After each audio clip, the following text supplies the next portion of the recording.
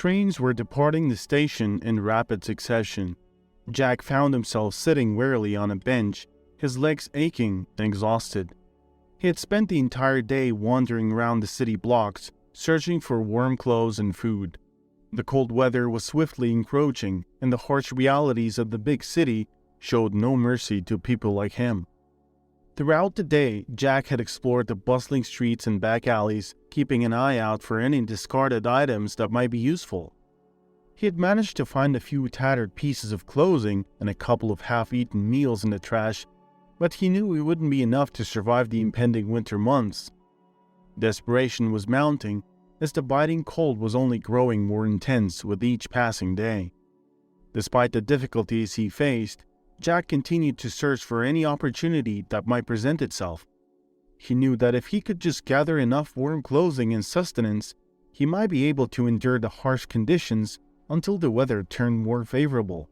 But time was of the essence, and he couldn't afford to waste a single moment in his quest for survival. Jack was homeless, a fact that weighed heavily on him each day. He couldn't really share how and why he had ended up where he was, not because he didn't want to, but because he simply didn't remember anything about his past. It was as if a thick fog had descended upon his memories, shrouding them in mystery and leaving him feeling lost and disconnected from his former life. This lack of knowledge about his past only compounded the struggles he faced in his current situation. Without any recollection of his skills, experiences, or connections, Jack found himself at a significant disadvantage in the unforgiving urban landscape. He was constantly haunted by the unanswered questions that lingered in his mind, making it difficult for him to focus solely on surviving the present. Nevertheless, Jack was determined to push through the challenges and carve out a life for himself, even if it was a difficult one. He knew that the key to his survival was to remain resourceful and resilient, despite the seemingly insurmountable odds he faced. He often found solace in the kindness of strangers who would occasionally offer him food or warm clothing, a brief respite from the harsh reality of his existence. As the days turned into weeks and the weeks into months, Jack gradually began to develop a routine. He would wake up early, scour the city for resources, and then seek shelter in the evenings as the temperatures dropped. He was slowly learning how to adapt to his new life, even though his past remained a mystery. Joyce, who appeared to possess an extensive knowledge of the streets, confidently explained the situation to Jack. "What did you expect, man? Do you have any idea how many people like you are out there?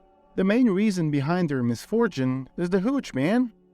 Joyce had seen her fair share of suffering on the streets and had developed a keen understanding of the issues that plagued the homeless community.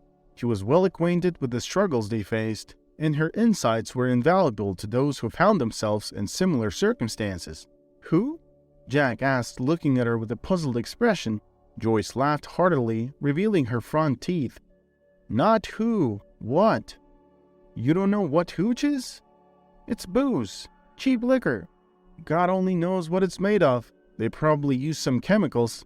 People lose their limbs and memory because of it." "Why do you even drink it then?" Jack inquired. Joyce burst into laughter, which soon turned into a coughing fit. "Because good liquor costs good money, and I don't have that kind of money." Jack shrugged his shoulders. "Then just stop drinking altogether." Joyce's laughter came to an abrupt halt. "Are you out of your mind? What do you mean, stop altogether?" Muttering something under her breath, she moved away from Jack. "I can't live with this guy. Something's wrong with him," she thought to herself. Jack honestly couldn't comprehend the situation. If he had lost his memory because of the cheap liquor, why did he even drink it in the first place? The more he thought about it, the more it gave him a headache, and he decided to shift his focus to something else. His name was Jack, at least that's what he believed, because that was the first memory he had. He recalled being shaken by someone and being shouted at. "What the heck are you doing here, Jack? You're blocking my way."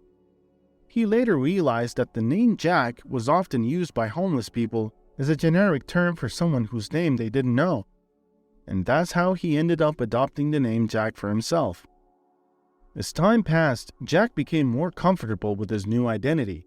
Even though he couldn't remember his past or how he had gotten to this point in his life, he felt a sense of belonging among the homeless community. They were his makeshift family, and together they faced the challenges of living on the streets. While the circumstances were far from ideal, Jack was slowly learning to adapt and make the most of the situation. However, the mystery of his past continued to haunt him, and he couldn't help but wonder if he would ever uncover the truth about his former life. With each passing day, he grew more determined to find answers and perhaps a way to reclaim his lost memories. One time, Joyce's so-called colleague, friend, and husband, Charlie, told Jack, "Why do you have to put yourself through this, man? You have to find the cause of the sickness, not just cure it." Charlie was the educated one, and he loved to speak eloquently. As Joyce once mentioned, she would beam with pride during such moments. Charlie was usually reserved, but when he had a drink, he would become philosophical. Jack didn't really grasp what Charlie was saying. "What do you mean, Charlie?" he asked. "I'm saying we need to hit you on the head, and maybe you'll remember everything. At least it's worth a shot. But not remembering anything at all has its own advantages if you ask me." "Like what?" Charlie rolled his eyes. "What if you had murdered someone? What if you're a serial killer and you forgot everything about it? I mean, think about it. Would you want to remember that?" Jack looked at Charlie with fear, trying to determine whether he was joking or not. And then Charlie and Joyce burst out laughing. "You know what? Come with us. It's been a good day today. We can share. Maybe you'll even remember something." Jack tried hard, forcing the foul-tasting liquid down his throat, but then he gave up and said, "I can't. No, I'm sorry." Joyce looked at him intently. "With the lifestyle we lead, you have to drink. Otherwise, you'll go crazy." Charlie supported her sentiment. "You think we drink because we like it?" No. It goes deeper than that." Jack had developed a fondness for watching the trains as they passed by, but he could only catch sight of them early in the morning or late at night. There was something soothing and hypnotic about the rhythmic movement on the trains, the sound of their wheels rolling along the tracks, and the fleeting glimpses of passengers inside the illuminated cars. During the daytime, Jack would often find himself preoccupied with the daily grind of life on the streets, searching for food and shelter. However, in those quiet moments when he could observe the trains, he felt a sense of peace and a temporary escape from the harsh realities of his situation. The trains represented a different world to Jack, one of movement and possibility, and they reminded him that life went on beyond the confines of the streets he was accustomed to. He couldn't help but wonder about the stories and lives of the people inside those trains as they traveled to and from work or embarked on new adventures.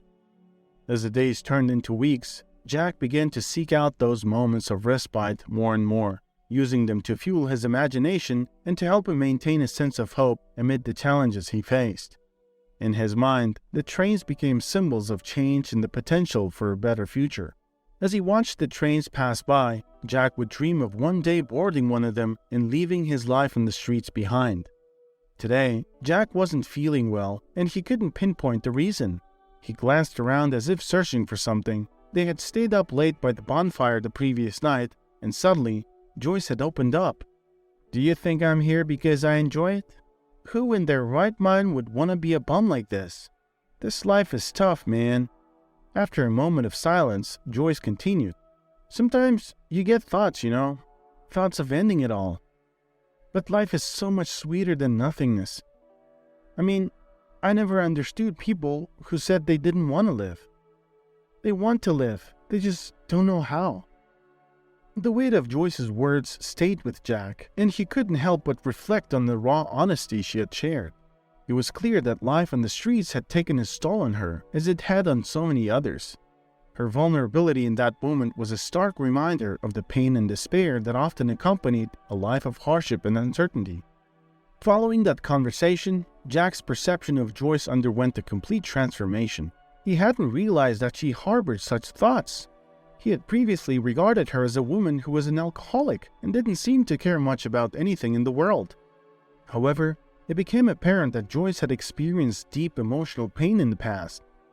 Jack came to believe that she drank to escape the memories of how she had been betrayed by the people she had loved dearly. As Jack learned more about Joyce's story, he developed a newfound sense of empathy and understanding for her struggles. He realized that life on the streets had forced her to build a tough exterior, masking her vulnerability and emotional turmoil. Like many others, she had turned to alcohol